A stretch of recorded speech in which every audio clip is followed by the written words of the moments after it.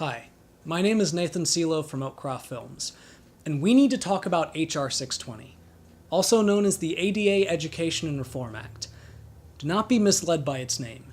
This proposed bill represents the beginning of an effort to chip away at the rights guaranteed by the Americans with Disabilities Act. Many of you are already aware of the stigma surrounding so-called frivolous lawsuits, particularly regarding the ADA. Much of the source of this demonization is from anecdotal evidence, extreme circumstances, and sensationalized statistics. The fact of the matter is, most of the time when ADA lawsuits occur, it is after the defendant, person being sued, has either refused to meet ADA requirements during the process called mediation, settling outside of courts, or just refused to participate in mediation at all. As an attempt to combat this exaggerated problem, Texas Representative Ted Poe proposed the ADA Education and Reform Act.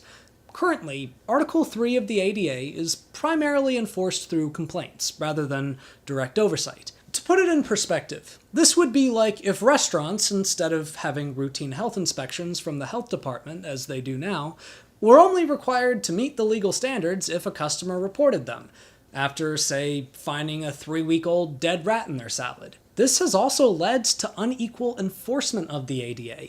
If no one visits the business and reports an issue with accommodation, they will face no legal response. This means that the current system as it is already limited. This bill would limit the possible avenues of recourse even further by requiring the plaintiff, the disabled person, who has already faced a physical barrier to be responsible for initiating an even lengthier legal process. Whereas before, the Justice Department would accept a report from the plaintiffs and usually begin the mediation process, plaintiffs must now carry that burden by themselves.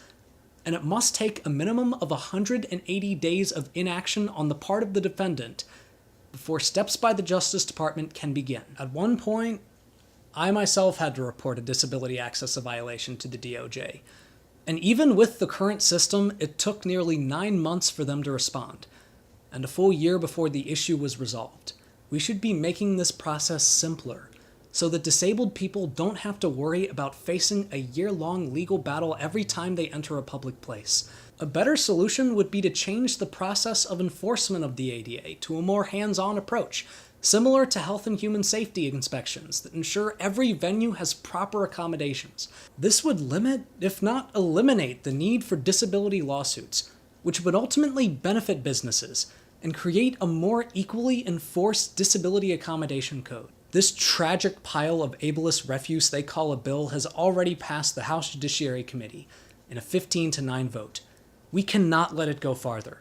Contact your representatives, your senators, and demand that they vote against HR 620, the ADA Education and Reform Act.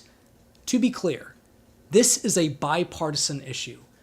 This bill has been supported by both major parties, and it should be fought against by all parties. Disability rights are civil rights. Representative Poe, you have just declared war on the disabled community. That is a fight that you will not win.